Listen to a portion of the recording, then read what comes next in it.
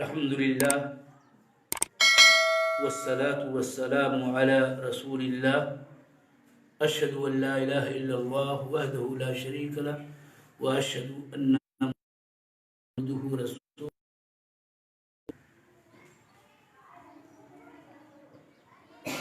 اسلامی عقیدے کے اصول و دلائل اور اہم ترین ضوابط کا ذکر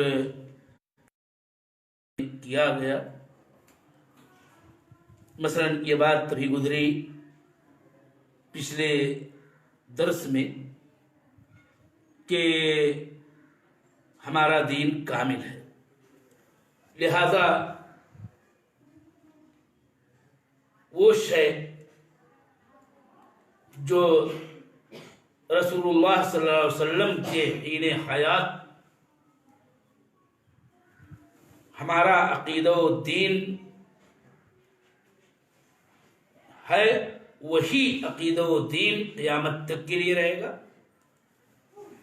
اس میں کسی زیادتی یا کمی کا کسی کو اختیار نہیں ہے، اور اسی لیے دین میں بدعات کے لیے کوئی گنجائش نہیں ہے، نہ اس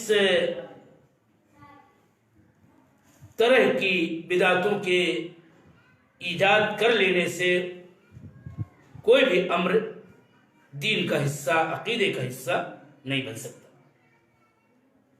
ایک اور اہم نکتہ جو عقیدے کے باب میں بہت ہی بنیادی ہے،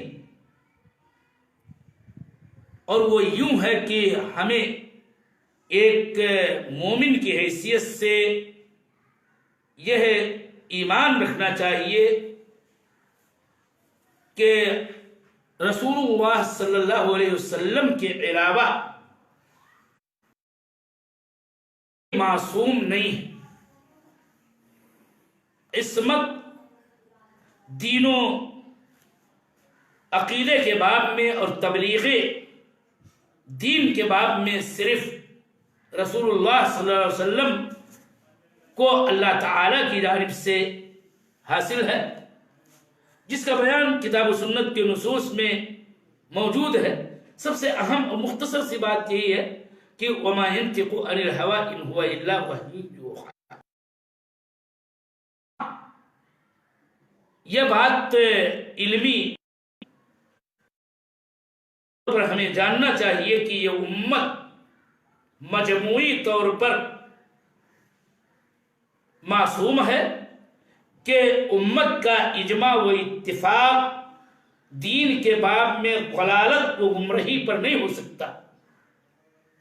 لیکن یہاں پر یہ نکتہ، جیسا کہ میں نے شاید پہلے بھی کہا ہے، کہ امت کے اس اجماع سے مراد اصلاً صحابہ، تابعین، ان کے نقش قدم پر چلنے والے ائمہ مرضیین کا اجماع مراد ہے، ہر کس و ناقص کا اتفاق و اتحاد و اجماع نہیں مراد ہے۔ اور وہ اجماع حقیقت کتاب و سنت کے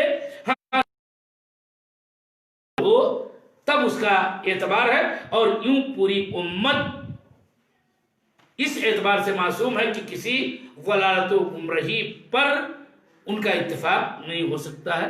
البتہ یہ بات یقین سے جاننی چاہیے کہ فردی اعتبار سے کسی کے لیے عصمت نہیں ہے، نہ کوئی معصوم ہے۔ اس لیے کسی کا قول و فعل جو اس کا اپنا قول و فعل ہو وہ دین اور عقیدہ نہیں رکھ سکتا ہے۔ اہل علم سے استفادہ کیا جائے گا۔ اہل علم کے اقوال کی حیثیت یہی ہوگی اگر وہ ان کا اجتہادی قول و فعل ہے، تو اگر ایسا مجتہد مأجور بأجرین، 2 اجر کا مستحق ہوگا، ورنہ